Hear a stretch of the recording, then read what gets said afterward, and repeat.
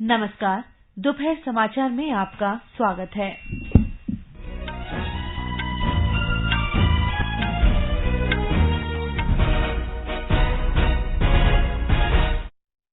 प्रधानमंत्री नरेंद्र मोदी ने इंदौर में मध्य प्रदेश वैश्विक निवेशक सम्मेलन का उद्घाटन किया।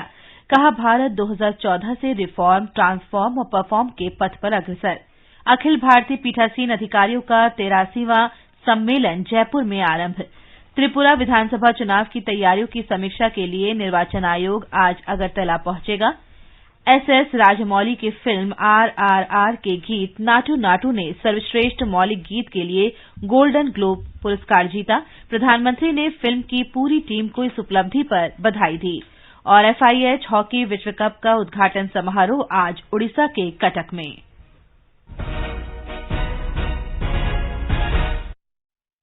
दोपहर समाचार के साथ मैं फरहत नाज। प्रधानमंत्री नरेंद्र मोदी ने आज इंदौर में मध्य प्रदेश वैश्विक निवेशक सम्मेलन का वर्चुअल माध्यम से उद्घाटन किया।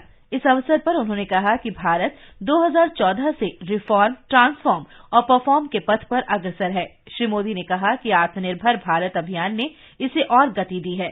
परिणाम स्वरूप भारत निवेश का आकर्षक स्थल बन गया है। Due to this India is taking decisions that boost ease of living and ease of doing business.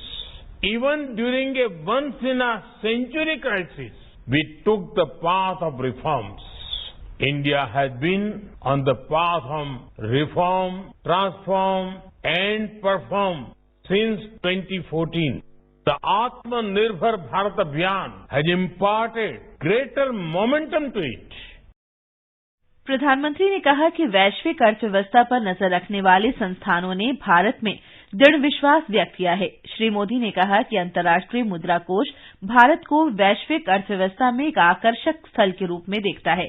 विश्व बैंक ने कहा है कि भारत अनेक देशों के मुकाबले वैश्विक उथल पुथल से बेहतर ढंग से निपटने में सक्षम है और इसका कारण भारत में अर्थव्यवस्था के मूल आधारों का सशक्त होना है। उन्होंने कहा कि आर्थिक सहयोग और विकास संगठन ओईसीडी का कहना है कि भारत इस वर्ष G20 समूह के देशों में तीव्र गति से विकसित होती अर्थव्यवस्थाओं में से एक होगा।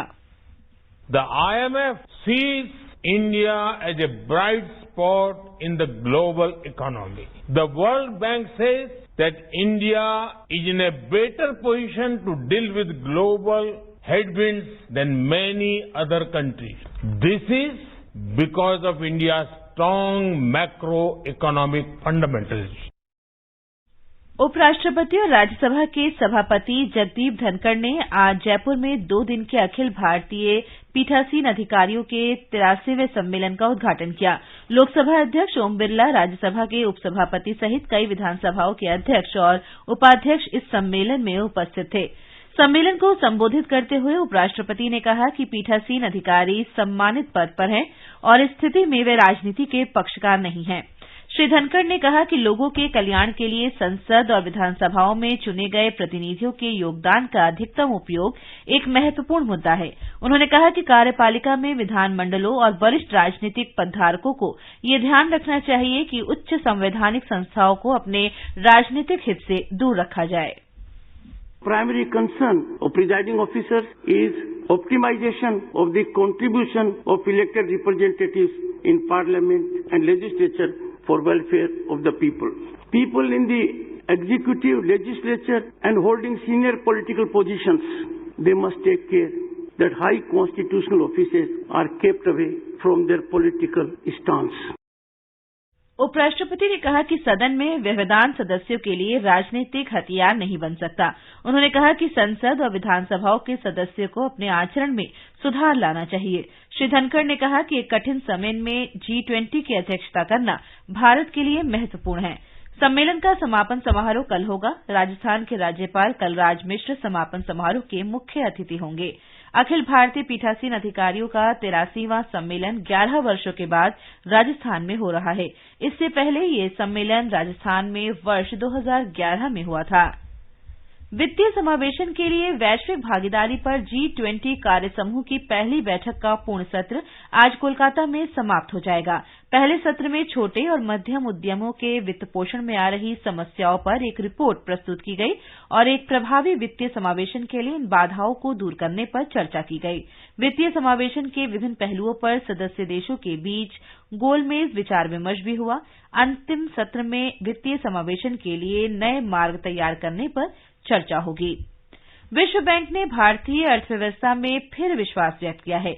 बैंक ने अपनी रिपोर्ट में कहा है कि विश्व की 7 सबसे बड़ी उभरती अर्थव्यवस्थाओं और विकासशील देशों में भारत के सबसे तेजी से बढ़ने वाली अर्थव्यवस्थाओं बनने की उम्मीद है। विश्व बैंक ने कहा है कि भारत की अर्थव्यवस्था के वित्त वर्ष 2023-24 में 6.6% की दर से बढ़ने की आशा है। ये समाचार हमारी वेबसाइट newsonair.com/hindi और हमारे mobile app news on AIR पर भी उपलब्ध हैं।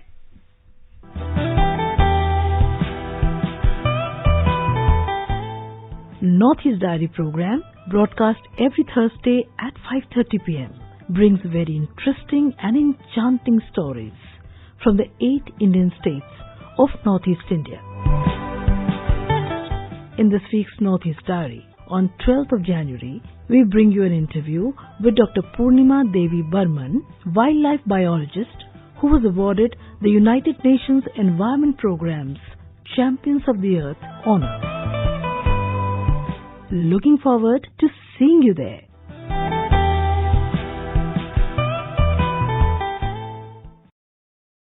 दोपहर समाचार में आपका फिर स्वागत है।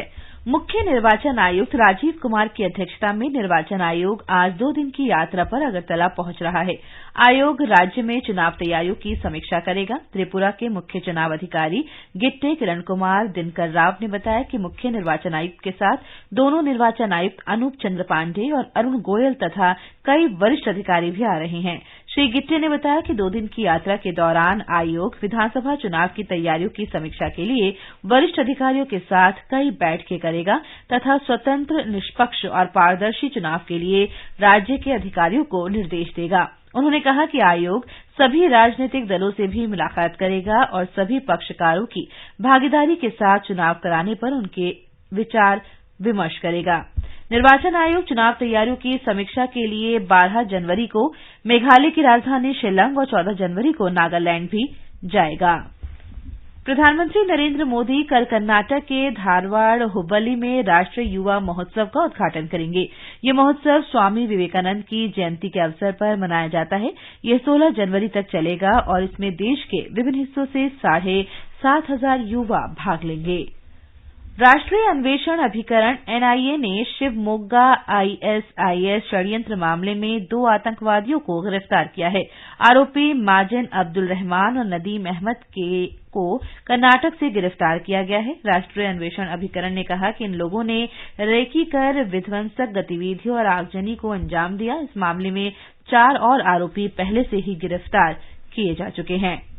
प्रधानमंत्री नरेंद्र मोदी ने कहा है कि विश्व के सबसे लंबी नदी क्रूज गंगा विलास भारत की सांस्कृतिक जड़ों से जुड़ने और भारत के विविध पहलुओं को तलाशने का एक अनूठा अवसर है।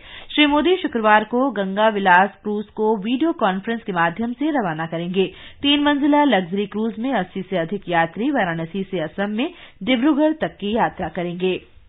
कश्मीर घाटी में आज कुपवाड़ा जिले में नियंत्रण रेखा के पास माछिल सेक्टर में एक जूनियर कमीशंड अधिकारी सहित 3 सैनिक के गहरी खाई में गिरने से मृत्यु हो गई।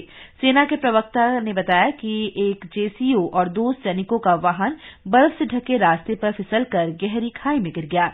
घटना के समय ये सैनिक नियमित गश्त पर थे। प्रवक्ता ने बताया कि सैनिकों के शव मिल गए हैं। विश्व स्वास्थ्य संगठन ने विश्व में कोरोना वायरस ओमिक्रॉन के सब वेरिएंट XBB 1.5 के तेजी से बढ़ते संक्रमण को देखते हुए सभी देशों से अनुरोध किया है कि वे विमान से यात्रा करने वाले अपने अपने देशों के यात्रियों को मास्क पहनने का निर्देश जारी करें। उत्तराखंड सरकार ने राज्य में जमीन धंसने से प्रभावित प्रत्येक परिवार को 1.5 लाख रुपए का अंतरिम राहत पैकेज देने की घोषणा की है। मुख्यमंत्री के सचिवालय मीनाक्षी सुंदरम ने ये जानकारी देते हुए बताया कि इसमें से 50,000 रुपए मकान बदलने के लिए और 1 लाख रुपए आपदा राहत कोष से दिए जा रहे हैं। जोशीमठ में संवाददाताओं से बातचीत में श्री सुंदरम ने कहा कि सरकार बेहतर सुविधाएं दे रही है और 6 महीने के लिए 4-4 हजार रुपये उन परिवारों को दिए गए हैं जो किराए के मकान में रहना चाहते हैं। उन्होंने कहा कि राज्य सरकार आपदा प्रभावित लोगों की सभी मांगों पर विचार कर रही है। सरकार सभी के हितों को ध्यान में रखते हुए कार्य योजना भी तैयार कर रही है। ये समाचार आकाशवाणी से प्रसारित किए जा रहे हैं। ताजा समाचार जानने के लिए आप हमारे Twitter handle @AIR News Hindi को फॉलो कर सकते हैं। ये आकाशवाणी है। भारतीय फिल्म RRR के सुपरहिट गीत नाटू नाटू को सर्वश्रेष्ठ मौलिक गीत के लिए प्रतिष्ठित गोल्डन ग्लोब पुरस्कार मिला है। फिल्म निर्देशक SS राजमौली के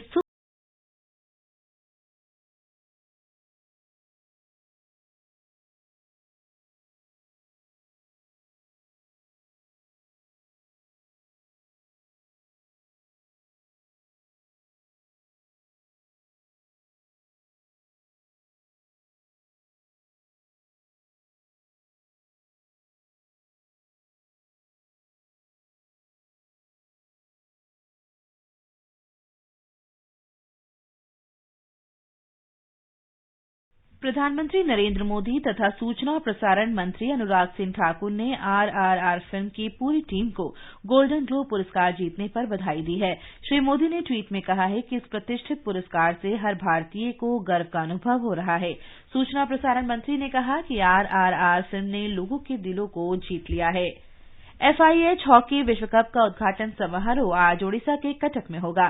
खेल मंत्री अनुराग ठाकुर और मुख्यमंत्री नवीन पटनायक सहित कई गणमान्य व्यक्ति इस अवसर पर उपस्थित होंगे। ओडिशा लगातार दूसरी बार विश्व कप की मेजबानी कर रहा है। विश्व कप के मैच भुवनेश्वर के कलिंग स्टेडियम और राउरकेला के नवनिर्मित बिरसा मुंडा स्टेडियम में खेले जाएंगे। हमारे संवाददाता ने बताया है कि शुक्रवार से शुरू हो रहे विश्व कप में 16 देश शामिल होंगे। हॉकी प्रेमियों के इंतजार की घड़ियां खत्म होने वाली हैं। साल का पहला बड़ा खेल आयोजन विश्व कप हॉकी के साथ शुरू होगा। आज होने वाले रंगारंग भव्य उद्घाटन समारोह में ओडिशा के सांस्कृतिक कार्यक्रमों के अलावा हिंदी और उड़िया फिल्मों के कलाकारों का प्रदर्शन दर्शकों के लिए आकर्षण का केंद्र होगा। इसके अलावा महानदी के तट पर प्रसिद्ध रेत कलाकार सुदर्शन पटनायक के द्वारा बनाई गई 105 फीट लंबी हॉकी स्टिक भी लोगों का ध्यान अपनी ओर खींच रही है। इस बीच ओडिशा के विभिन्न शहरों से होते हुए विश्व कप ट्रॉफी कटक पहुंच गई है। भुवनेश्वर से गिरीश चंद्र दास की रिपोर्ट के साथ समाचार कक्ष से शशांक कुमार। वहीं केरल ने कल मल्लपुरम जिले के पयनाड स्टेडियम में फुटबॉल के ड्रीम गोल पेनल्टी शूटआउट में 12 घंटे के भीतर 4,500 पेनल्टी किक लगाकर Guinness book of world record में अपना नाम दर्ज करा लिया है। पूर्व भारतीय फुटबॉल खिलाड़ी यू शराफली ने पहली किक सुबह 7:38 पर लगाई, जबकि आखिरी किक युवा मामलों और खेल राज्य मंत्री वी अब्दुर्रहीमन ने शाम 7:38 पर लगाई। और अब मौसम में देश के उत्तरी हिस्सों में ठंड और कोहरे के कारण जनजीवन प्रभावित है। घने कोहरे और कम दृश्यता के कारण रेल और सड़क यातायात पर भी असर पड़ा है। 49 मेल और एक्सप्रेस रेलगाड़ियां और 76 यात्री ट्रेनें आज रद्द कर दी गई हैं। 95 रेलगाड़ियां देरी से चल रही हैं। मौसम विभाग का अनुमान है कि उत्तर प्रदेश के कुछ हिस्सों और बिहार में अगले 24 घंटों तक घना कोहरा छाया रहेगा। उत्तराखंड, पंजाब, हरियाणा, चंडीगढ़ और दिल्ली में रात और सुबह के समय कहीं कहीं घना कोहरा छाया रहने की उम्मीद है। राष्ट्रीय राजधानी दिल्ली में वायु गुणवत्ता सूचकांक लगातार तीसरे दिन भी खराब बनी हुई है। आज सुबह वायु गुणवत्ता सूचकांक 421 था, नोएडा में ये 458 और गुरुग्राम में 529 था। यूरोपीय संघ के वैज्ञानिकों ने कहा है कि वर्ष 2022 यूरोप में दूसरा सबसे गर्म वर्ष रहा।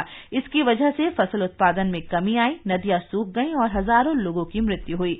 यूरोपीय संघ के कोपरनिकस जलवायु परिवर्तन सेवा CS ने कहा है कि वर्ष 2022 विश्व का 5वां सबसे गर्म वर्ष भी था।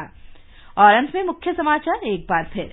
प्रधानमंत्री नरेंद्र मोदी ने इंदौर में मध्य प्रदेश वैश्विक निवेशक सम्मेलन का उद्घाटन किया। कहा, भारत 2014 से रिफॉर्म, ट्रांसफॉर्म और परफॉर्म के पथ पर अग्रसर। अखिल भारतीय पीठासीन अधिकारियों का 83वां सम्मेलन जयपुर में आरंभ। त्रिपुरा विधानसभा चुनाव की तैयारियों की समीक्षा के लिए निर्वाचन आयोग आज अगरतला पहुंचेगा। एसएस राजमौली की फिल्म आरआरआर के गीत नाटू नाटू ने सर्वश्रेष्ठ मौलिक गीत के लिए गोल्डन ग्लोब पुरस्कार जीता। प्रधानमंत्री ने फिल्म की पूरी टीम को इस उपलब्धि पर बधाई दी। और FIH हॉकी विश्व कप का उद्घाटन समारोह आज उड़ीसा के कटक में। इसके साथ ही दोपहर समाचार का ये अंक समाप्त हुआ। नमस्कार।